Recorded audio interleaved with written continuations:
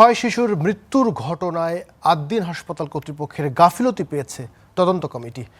এ তথ্য নিশ্চিত করেছেন স্বাস্থ্য অধিদপ্তরের এডিজি ডাক্তার জাহিদ রায়হান। জানান, পোস্ট অপারেটিভ কক্ষে ভেন্টিলেশনে ত্রুটি রয়েছে। আগামীকালের মধ্যে তদন্ত প্রতিবেদন জমা দেওয়া হবে। পুলিশ বলছে 6 শিশুর মৃত্যুর ঘটনায় আলামত সংগ্রহ করা হয়েছে। বুধবার রাজধানীর মগবাজারে আদ্দিন হাসপাতালের পোস্ট অপারেটিভ কক্ষে একসঙ্গে 6 শিশুর অস্বাভাবিক মৃত্যু হয়। স্বজনরা অভিযোগ করেন, হাসপাতাল কর্তৃপক্ষের গাফিলতিতে এই ঘটনা ঘটেছে। যদিও হাসপাতাল কর্তৃপক্ষ দাবি করে এটি দুর্ঘটনাজনিত মৃত্যু। ঘটনা তদন্তে পৃথকভাবে উদ্যোগ নেয় স্বাস্থ্য মন্ত্রণালয় ও স্বাস্থ্য অধিদপ্তর।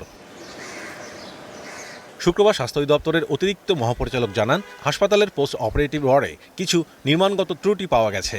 শনিবারই পূর্ণাঙ্গ তদন্ত প্রতিবেদন জমা দেওয়া হবে।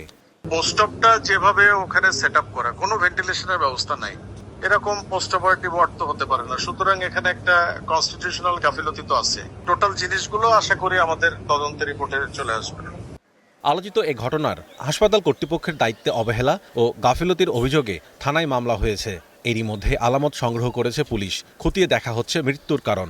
তাদের সিআইডি স্যাম্পল সংগ্রহ করে যে রিপোর্ট দিবে এবং আমাদের আয়ও তদন্ত কার্যক্রম চলমান, এই দুইটার প্রেক্ষিতে আমরা খুব দ্রুত একটা পুলিশ প্রতিবেদন আমরা প্রেরণ করব। আর আমরা কাউকে এখনো পর্যন্ত অ্যারেস্ট করিনি, তদন্ত কার্যক্রম চলমান। যদি কোনো কিছু পেয়ে যাই, সেটা যতটুকু আপনাদের সাথে শেয়ার করা সম্ভব হবে আমরা শেয়ার করব।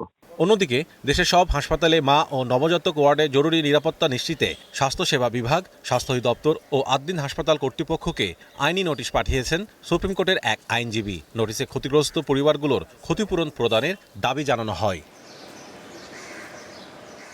Mahmudul Hasan, star news, Dhaka.